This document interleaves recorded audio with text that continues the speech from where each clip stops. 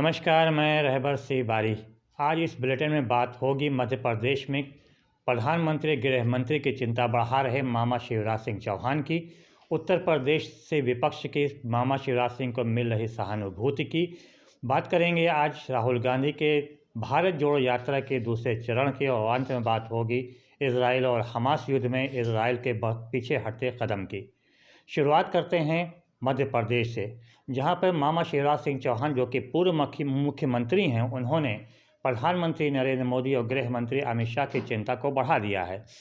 शिवराज सिंह चौहान जो कि मामा के नाम से याद किए जाते हैं, वो इस वक्त ज़मीन पर उतरकर सेवक की तरह कार्य कर रहे हैं, अर्थात वो प्रधान सेवक की राह की तरफ अपने कदम को आगे बढ़ा रहे हैं, लोगों के बीच जा रहे हैं, लोगों का कार्य कर रहे हैं। उन्होंने एक पत्र हाईकोर्ट को भी लिख रखा है। ऐसा प्रतीत हो रहा है कि पूर्व मुख्यमंत्री शिवराज सिंह चौहान मौजूदा सरकार के पैरेलल अपनी सरकार चलाने का प्रयास कर रहे हैं। उनको ज़मीन पर उतरकर जो सेवक का कार्य कर रहे हैं, वो उसमें उन्हें काफ़ी सहानुभूति भी स्थानीय लोगों की बढ़ चढ़कर मिल भी रही है। एक दिन पहले विदुषी में उन्होंने एक जनसभा किया, जहाँ पर जाकर लोगों से मिले, और जिस प्रकार से वहाँ पर मोदी के खिलाफ नारेबाजी हुई, उसको देखते हुए ऐसा लगता है कि वहाँ की जनता में आक्रोश है। वहाँ की जनता ने साफ तौर पे कहा कि हमने तो वोट मामा शिवराज सिंह चौहान को दिया था, हमने प्रधानमंत्री या भारतीय जनता पार्टी को नहीं दिया। इस तरह से लग रहे भाषण को रोकने का प्रयास भी शिवराज सिंह चौहान ने नहीं किया। इससे सीधा अंदाज़ा लगाया जा सकता है कि शिवराज सिंह चौहान सीधे तौर पर चुनौती दे रहे हैं केंद्र सरकार को।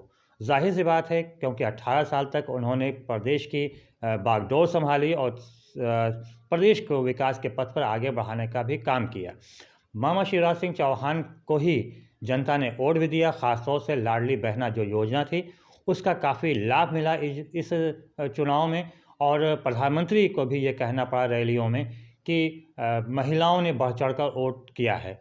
जाहिर सी बात है, जब महिलाओं ने बढ़ चढ़ कर वोट किया तो ये सब लाडली बहना योजना के ऊपर ही ये वोट दिया गया। और मौजूदा समय में जो नई सरकार है, इस सरकार में लाडली बहना योजना के ऊपर ही खतरा मंडराने लगा है, क्योंकि ऐसा लग रहा है, ऐसा अनुमान लगाया जा रहा है कि शायद इस योजना को या तो बंद कर दिया जाए या तो इसको और कम कर दिया जाए, इसका लाभ कम कर दिया जाए। अगर ऐसा होता है तो इसका सीधा झटका मध्य प्रदेश की महिलाओं को मिलेगा, और इसका लाभ सीधे तौर पर अगर किसी को मिलेगा, इससे सहानुभूति मिलेगी, तो वह है पूर्व मुख्यमंत्री शिवराज सिंह चौहान को। शिवराज सिंह चौहान लगातार जनता के बीच जा रहे हैं। उन्होंने चुनाव के बाद अपने कदम को रोका नहीं और अपने को सेवक के रूप में प्रस्तुत कर रहे हैं। अब ऐसे में ये अंदाज़ा लगाया जा रहा है, ये अनुमान लगाया जा रहा है, कयास लगाया जा रहा है कि शिवराज सिंह चौहान सेवक से प्रधान सेवक की राह पर चलने की कोशिश कर रहे हैं। अगर ऐसा होता है तो लोकसभा चुनाव में भारतीय जनता पार्टी को काफ़ी नुकसान हो सकता है। बहरहाल ये तो आने वाला वक्त ही बताएगा क्या नुकसान होगा।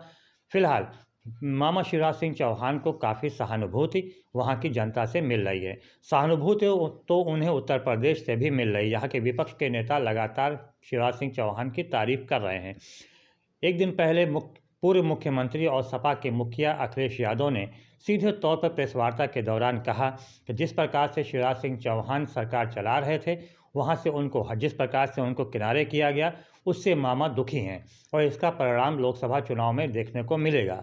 अखिलेश सिंह यादव ने एक चीज़ और भी साफ तौर पे कह दी कि 2024 के बाद काफ़ी कुछ परिवर्तित होता हुआ मिलेगा।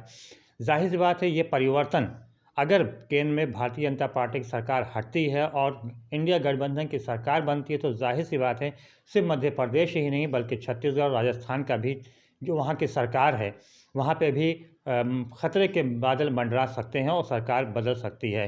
क्योंकि जिस प्रकार से भारतीय जनता पार्टी ने कांग्रेस में तोड़ फोड़ कर अपनी जगह जगह पर सरकार बनाई, तो उसी प्रकार से ये भी हो सकता है कि इन तीनों ही स्थानों पर तोड़ फोड़ हो और एक बार फिर से वहाँ की भारतीय जनता पार्टी की सरकार को गिरा दिया जाए।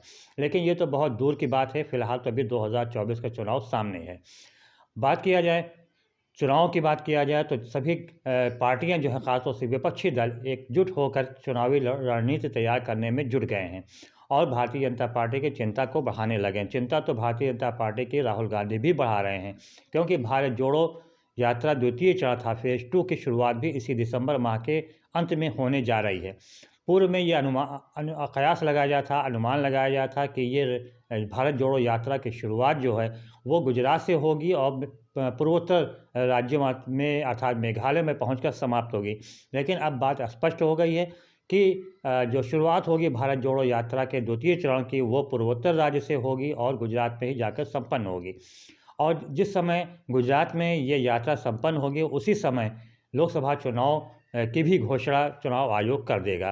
बहरहाल ये तो देखना दिलचस्प की बात होगी कि जिस प्रकार से प्रथम चरण में राहुल गांधी को अपार सफलता मिली, अपार सहानुभूति मिली, लोगों का साथ मिला, जब कन्याकुमारी से जम्मू कश्मीर तक उन्होंने इस यात्रा को निकाली थी। तो क्या वही सहानुभूति, वही अपार सफलता, लोगों का सहयोग इस द्वितीय चरण में मिलेगा या नहीं मिलेगा? बहरहाल ये तो देखने वाली बात आगे होगी। इसके अलावा उत्तर प्रदेश में भी उत्तर प्रदेश जोड़ो यात्रा जो निकलने जा रही है वो है प्रियंका गांधी निकालेंगी, जो कि ज़्यादातर देखा जाए तो पश्चिम क्षेत्र में ये यात्रा निकलेगी मुजफ्फरनगर से, जो कि अलग अलग ज़िलों से होती हुई सीतापुर पहुंचकर संपन्न होगी। इसको भी लेकर तेज़ी के साथ तैयारी की जा रही है। पिछले लोकसभा चुनाव कहा जाए या पिछले विधानसभा चुनाव कहा जाए, इसमें प्रियंका गांधी ने काफ़ी बढ़ चढ़कर भागीदारी किया था। इस भागीदारी करने का परिणाम भी सामने आया था कि कांग्रेस को कुछ सफलता ज़रूर, वोट परसेंटेज बढ़ा था, हालांकि सीट तो नहीं बढ़ सकी थी, चाहे विधानसभा हो चाहे लोकसभा हो। लेकिन एक बार फिर से जिस प्रकार से कांग्रेस को सफलता मिल रही है जगह जगह, खासतौर से दक्षिण राज्यों में सफलता मिल रही है, उसको देखते हुए ऐसा अनुमान लगाया जा रहा है कि लोकसभा चुनाव में शायद कांग्रेस कुछ सफलता हासिल कर सके, खासतौर से इंडिया गठबंधन के साथ। क्योंकि इंडिया गठबंधन की मीटिंग जो 19 दिसंबर को होने जा रही है, उसमें काफ़ी कुछ मार्ग प्रशस्त हो जाएगा, काफ़ी कुछ दृश्य स्पष्ट हो जाएंगे क्या होने वाला है। क्योंकि उसमें जहाँ तक अनुमान लगाया जा रहा है कि सीटों के बंटवारे की बात होगी और क्या एजेंडा होगा, उस पर भी बात 19 दिसंबर को होने जा रही है, जो कि कांग्रेस का राष्ट्रीय अध्यक्ष मल्लिकार्जुन खड़गे के नेतृत्व में होगी। सभी की निगाहें फिलहाल इस 19 दिसंबर को होने वाली बैठक के ऊपर लगी हुई है और ख़ास तौर से चिंतित जो है वो भारतीय जनता पार्टी भी है कि आखिर इस गठबंधन की बैठक में क्या निर्णय होने जा रहा है। चिंता तो इस वक्त पश्चिम देशों की भी बढ़ी हुई, ख़ासतौर से अमेरिका की और इजराइल की। बात किया जाए इजराइल और हमास युद्ध की, तो लगभग 2 महीना होने वाला है, लेकिन इजराइल जो है अब अपने कदम को उसके पीछे हटते नज़र आ रहे हैं। क्योंकि युद्ध विराम, 5 दिन के युद्ध विराम के पश्चात जब दोबारा युद्ध शुरू हुआ, तो इस बार हमास एक नई ताकत, नई ऊर्जा के साथ सामने उभर कर आया है और लगातार इजराइल की सेना के ऊपर इस तरह से टूट रहा है कि इजराइल की सेना को पीछे हटने को मजबूर होना पड़ रहा है। अभी 2 दिन पहले ही इजरायली सेना के कई टैंक, कई बख्तरबंद गाड़ियों के अलावा कई सैनिक भी मारे गए और हमास इसमें इस जो गोरिल्ला युद्ध है, इसमें इजराइल को काफ़ी पीछे छोड़ रहा है और आखिरकार इजराइल को ये कहना पड़ रहा है, वहाँ की सेना को कहना पड़ रहा है कि हमारी सेना इस प्रकार के गोरिल्ला युद्ध से लड़ने के लिए तैयार नहीं है। क्योंकि इस बार युद्ध विराम के बाद हमास के लड़ाकों में एक नई ताकत तो आई ही है, उसके पास हथियार भी नए नए पहुंच चुके हैं। अब सवाल ये आता है कि नए हथियार आए कहां से हैं? जाहिर बात है ये नए हथियार तो ईरान ने दिए, रूस ने दिए, उत्तर कोरिया ने दिए, चीन ने दिए, यहाँ से इनके पास ये हथियार आ रहे हैं। इसके अलावा इजराइल पूरी दुनिया में अलग थलग भी पड़ता चला जा रहा है, क्योंकि यूएनओ की बैठक में एक तरफा जो वोटिंग हुई है उसमें सीधे तौर पर कहा गया है कि इजराइल को अब युद्ध रोक देना चाहिए, मानवीय उसके ऊपर उसको युद्ध बंद करना चाहिए, क्योंकि इससे फ़िलिस्तीनियों के ख़ासतौर से बच्चों की, महिलाओं की मौतें हो रही हैं।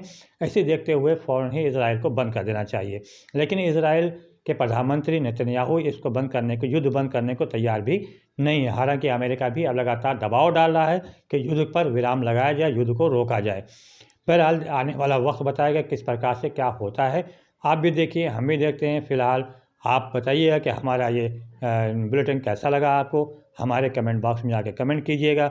हमारे चैनल को बढ़ चढ़कर सब्सक्राइब भी कीजिएगा। बहुत बहुत धन्यवाद। जय हिंद, जय भारत।